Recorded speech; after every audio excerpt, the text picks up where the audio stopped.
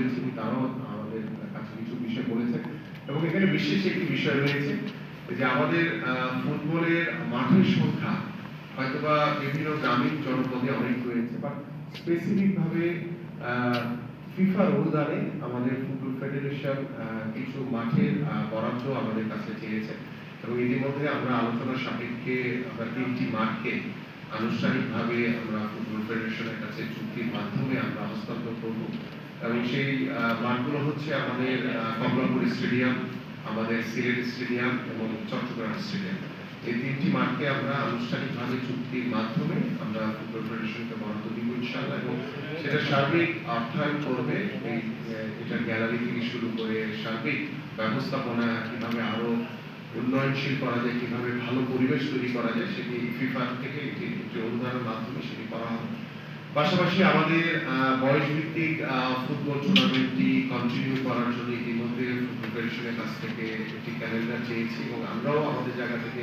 ফুটবলকে এগিয়ে নিয়ে যাওয়ার জন্য কিভাবে আমরা একটি বাৎসরিক ক্যালেন্ডার তৈরি করে আমাদের বয়স ভিত্তিক টুর্নামেন্টগুলো আমরা অনুষ্ঠিত করব। বিশেষ করে আমাদের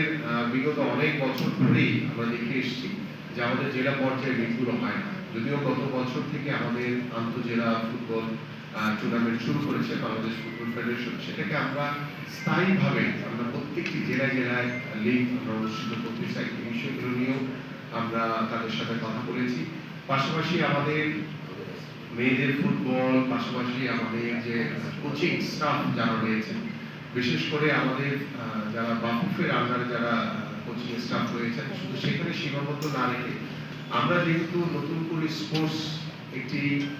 কর্মসূচি আমরা ঈদের পরপরই হাতে নিব ইনশাআল্লাহ, তো সেইখানে আমাদের ফুটবল ক্রিকেটের পাশাপাশি আরো অন্যান্য স্পোর্টস গুলো অন্তর্ভুক্ত থাকবে। তো সেখান থেকে আমরা প্রত্যেকটি জেলায় জেলায় আমরা যে কোচিং স্টাফ ভালো মানের কোচ তৈরির জন্য ইতিমধ্যে বাংলাদেশ ফুটবল ফেডারেশনের কাছে আমরা সহযোগিতা চেয়েছি এবং